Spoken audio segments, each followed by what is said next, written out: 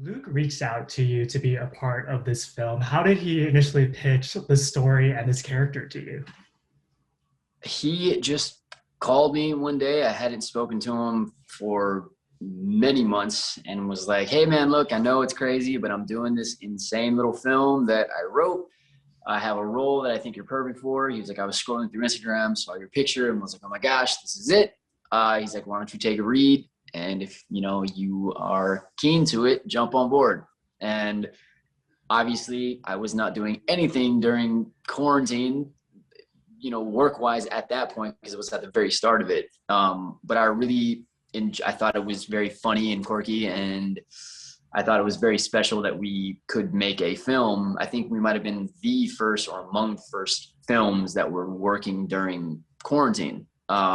So it really caught my eye. Luke's a great guy, so it was an easy yes. And you all made this film on your own. Can you walk us through that experience behind the scenes? Yeah, we were sent a kit with an iPhone, a lighting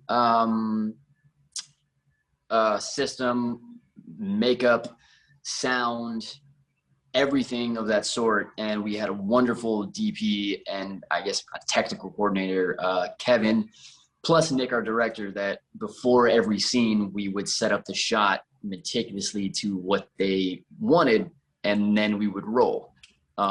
So it was very much on our shoulders, but we had wonderful guidance, which took off a little bit of the pressure. Yeah, what would you say is the biggest lesson you learned from this experience that you'll apply to future projects? I think just that there's so much going on behind the scenes that, it definitely reminded me, because I started behind camera, and it just reminded me, of how appreciative you need to be of the amount of work people are putting into making you look good and sound good and just make the film flow well. So yeah, and also it made me more aware of how I can make other people's jobs easier.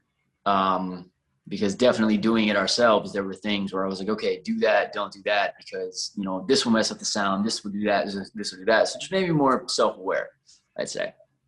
And the film does a fantastic job balancing horror with comedy, and your character in particular brings a lot of levity. How much of your scenes were improvised, and do you have a favorite that you're excited for your fans to see?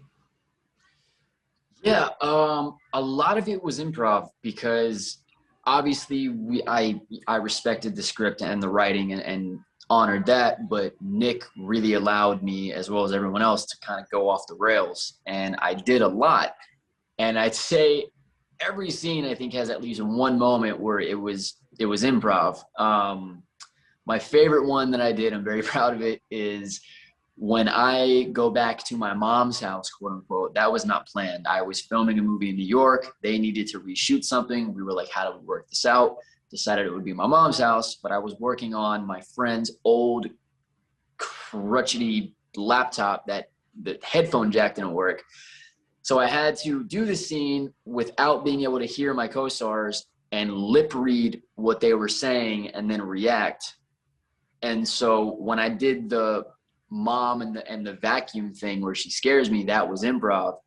My co-stars both lost it during that and went out of character, but I couldn't hear them. So I just stayed in it, sitting there, like not really knowing what to do. It was really challenging, but it was a lot of fun. I think it worked better under pressure, and it was really great. So There's an organic chemistry that jumps off the screen, with the exception of Luke, who you've worked with in the past. Had you met anybody that was part of this film? How did you all build that chemistry remotely? never met any of them. I think Luke was the glue that brought us all together. I felt comfortable with Luke, and I therefore felt comfortable with the rest of the cast. But yeah, the chemistry was just very instant, and it was effortless to film. And I think we all got a very good sense of each other's sense of humor and just the way we would work. And it was quick, so it was very fun. If you had to describe each of your cast members in one word, what would it be? I would say each of them in one word. Oh wow. Tim is just a charmer. Luke is very witty. Kat is eloquent. Emmy is fierce. Claire is, I don't want to say posh. Not posh. She's also fierce. I'll say she's also fierce. Also, my dog wants to say hi. Hello. This is Ava. Hey, Ava. Sorry, she just crawled over to me. This is adorable. And then with the film coming out next week, what do you hope audiences take away after they see it? I think, you know, it's, I would like them, you know, you'd like everyone to appreciate how hard it is to make a film and how special it was that we made this. Not everybody that, you know, has a deep appreciation of how a film is made and will walk away with that. But I hope that's at least on their radar, because I think we were the first or among the first films to be shooting during quarantine, and jumping through those hoops was a very big accomplishment. But I just hope people have a good time. It's supposed to be fun. It's supposed to, you know, be an enjoyable experience. So, yeah. And then final question for you. In addition to Untitled Horror Movie, you're also one of the stars of Never Have I Ever, and season 2 is just about ready to drop. What can fans expect this season?